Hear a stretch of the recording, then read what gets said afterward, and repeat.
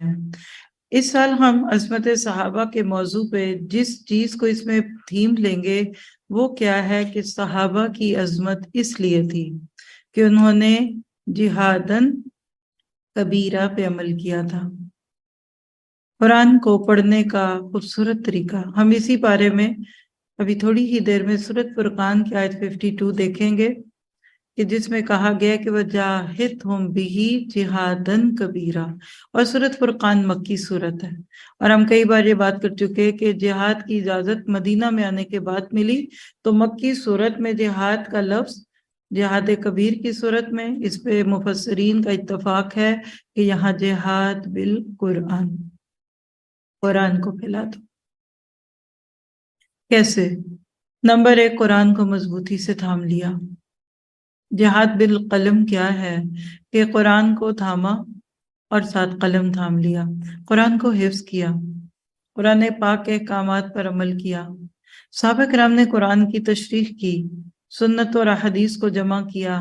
کتابت قرآن میں صحابہ کرام کی خدمات پڑھنی ہو تو آپ ذرا سا دور عثمانی تو پڑھیے۔ صحابہ کرام کے پاس تقریباً 20 سے زائد قرآنی صحیفے تھے، یعنی انہوں نے جو قرآن پاک کی خدمت کی وہ دیکھنے کے قابل تھی۔ آپ دیکھیے گا کہ سورۃ فرقان، شورى اور نمل، یہ صورتیں آپ کو ترتیب سے مل رہی ہیں نا۔ اس میں ابھی اینڈ پہ ہم عباد الرحمن کی صفات پڑھیں گے، جس میں ہمیں ان کا قرآن کے ساتھ مضبوط تعلق دکھے گا۔ آپ اور میں بھی اس قرآن کے سفر میں کوشش کر رہے ہیں کہ ہم رحمان کے بندے بن جائیں، اور ہمارا قرآن سے یہ تعلق صرف تھوڑے دن کا نہ ہو بلکہ ہمیشہ کا بن جائے۔ پھر اسی طرح سے آپ دیکھیے کہ صحابہ کے عقائد، عبادات، معاملات، اخلاقیات، دعائیں سب قرآن کے مطابق تھیں۔ ہم نے تو پتہ نہیں کون کون سے ورژن بنا کے رکھے ہوئے ہیں۔ جبرائیل علیہ السلام بھی نبی کریم صلی اللہ علیہ وسلم کی دعا سے صحابہ کی مدد کرتے تھے۔ آج ہم اس صحابی کا ذکر کریں گے، اس میں آپ ان کا نام سنیں گے۔ پھر اس میں چونکہ سورۃ شورى ہے تو سورۃ شورى میں شاعری کی بات ہے۔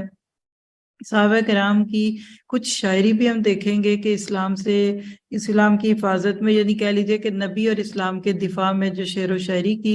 پھر جہاد بالقلم کیسے کیا کہ دوسرے ملکوں میں خط بھیجے، قرآن کو جمع کیا۔ صحابہ کرام کے صحیفے بھی ہوتے تھے چھوٹے چھوٹے، اور اس پارے میں اگر آپ دیکھیں تو 2 شخصیات ہم ساتھ ساتھ دیکھیں گے اس پارے کی، ایک ہے حسان بن ثابت اور دوسرے ہیں زید بن ثابت۔ زید بن ثابت کا معاملہ کیا تھا وہ تو بعد میں دیکھتے ہیں۔ حسان بن ثابت کون تھے؟ جلیل القدر صحابی تھے، شاعر تھے، نبی کی مدح بیان کرتے تھے، یعنی نعت لکھتے تھے آپ کہہ لیں۔ کفار کو اپنی شاعری کے ذریعے سے جواب دیتے تھے۔ اگر آپ سمجھنا چاہیں نا تو ملی نغموں میں کیا ہوتا ہے کہ اپنی فوج کا موریل بلند کرو اور دشمن کو دباؤ، یہ کام حضرت حسان کرتے تھے جنگوں میں، یعنی مسلمان فوجیوں کو، سپاہیوں کو پرووک کرتے اور کفار کو ڈاؤن کرتے۔ دین اسلام کے دفاع کا الفاظ دین اسلام کا دفاع خوبصورت الفاظ سے کرتے، غزوات میں بھی شرکت کی، اور اللہ کے نبی نے ان کو ایک دعا دی تھی، حتیٰ کہ روح القدس یعنی فرشتے کے ذریعے سے آپ کی مدد کی بھی بات آتی ہے۔ اگر آپ ان کی زندگی پہ ایک ہلکی سی اچٹتی سی نگاہ ڈال لیں تو حضرت حسان بن ثابت کے جو فضائل ہیں وہ کہہ کے یہ وہ واحد ہیں صحابی جن کے لیے اللہ کے نبی نے کہا تھا کہ وجبرائیل معک، اے حسان کافروں کی حجب کرتے رہو کیونکہ جبرائیل آپ کے ساتھ ہیں۔ یہ صحیح مسلم کی الفاظ ہیں 6387۔ اپنے لیے بھی دعا کیا کریں کہ اللہ ہماری تائید بھی جبرائیل کے ذریعے کر۔ پھر اللہ کے نبی نے ایک موقع پہ ان کو کہا تھا کہ اے حسان ان کو جواب دو کیونکہ روح القدس بھی آپ کے ساتھ ہے۔ آپ نے ان کو باقاعدہ اجازت دی تھی کہ آپ جنگوں میں یا بغیر جنگوں کے جب بھی کوئی دشمن اسلام یا نبی صلی اللہ علیہ وسلم کے خلاف کوئی بات کرے تو آپ نے ان کو جواب دے دینا ہے، اور ساتھ ہی آپ نے کہا تھا کہ بات ایسی نہ کرنا کہ جس میں کوئی شرک ہو یا غلط طریقہ ہو، تو لیکن انہوں نے کہا کہ ابھی فکر نہ کریں، آپ کو تو میں ایسے نکال لوں گا جیسے آٹے سے بال نکال لیا جاتا ہے۔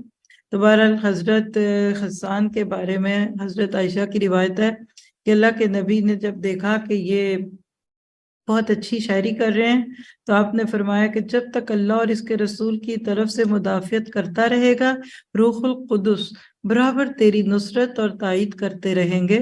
یعنی ان کو خاص طور پہ فرشتوں کی مائیت حاصل تھی. اور اللہ کے نبی نے فرمایا کہ حسان نے کفار کی حج بیان کی. حج سمجھ گئے نا کہ جو آپ کے ساتھ برا کرے آپ اس کا جواب برائی سے دے دیں. فرمایا مسلمانوں کو شفا یعنی خوشی دی اور کفار کو بیمار کر دیا.